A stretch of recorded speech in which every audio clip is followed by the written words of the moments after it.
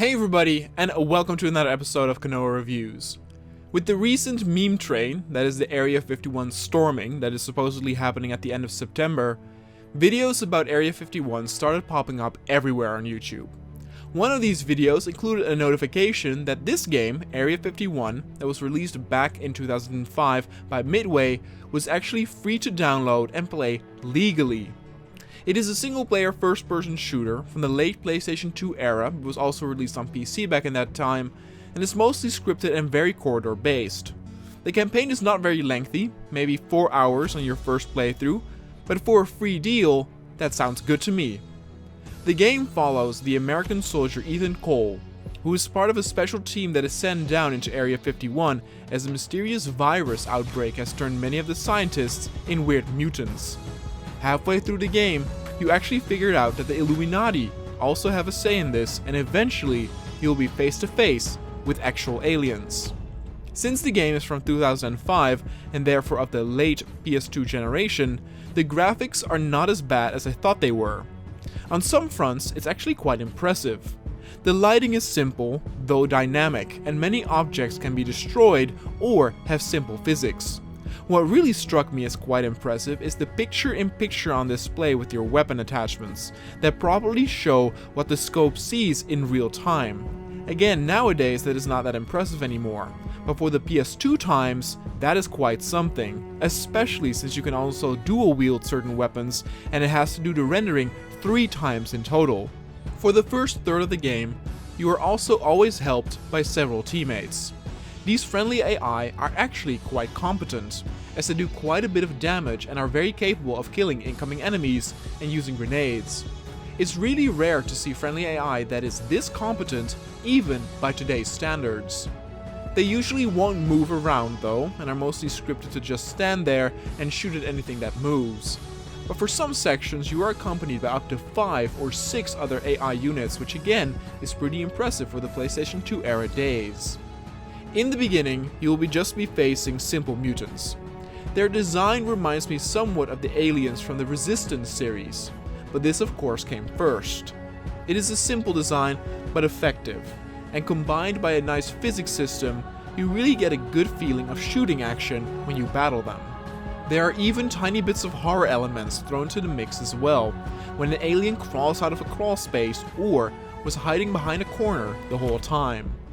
The weapons feel nice and do what they are supposed to do, but unfortunately, there are not a whole lot of them. There's your standard pistol, assault rifle, shotgun, sniper rifle, and a few alien weapons which are a bit more unique. A nice addition though is that you can dual wield the assault rifle and shotgun. It's all told quite cinematically for how much that was worth back in those days, and the first hour or so really had me intrigued as you and your squad slowly fall into despair.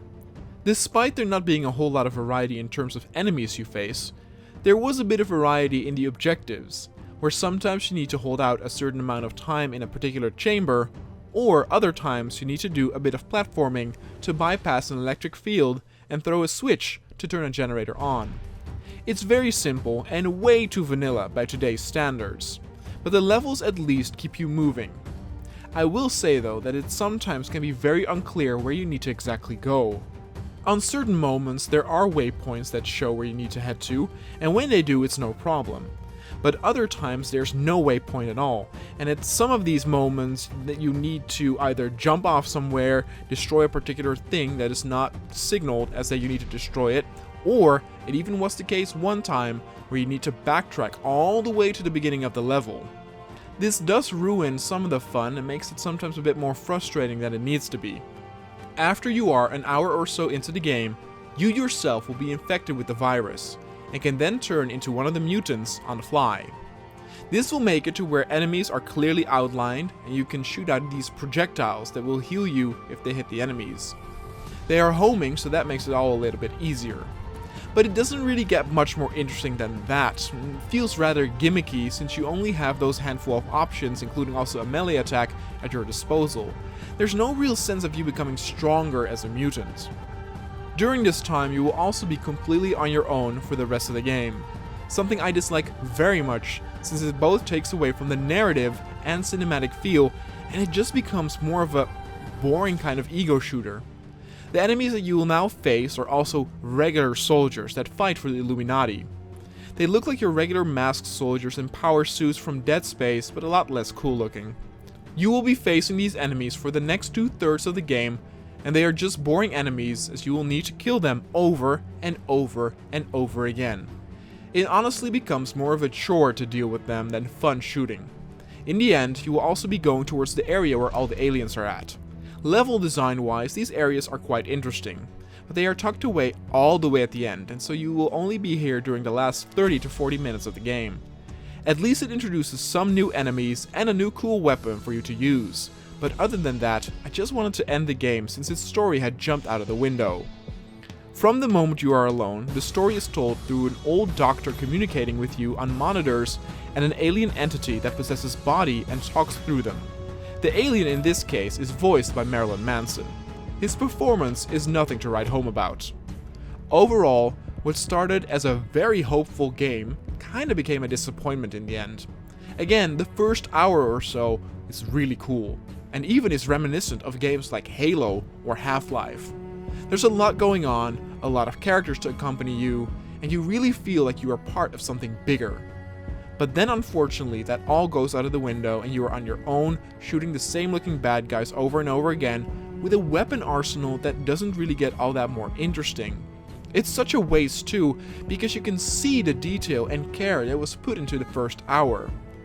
It's quite graphic too, with scientists and soldiers coming to horrific ends by the hands of mutants, but also the Illuminati soldiers.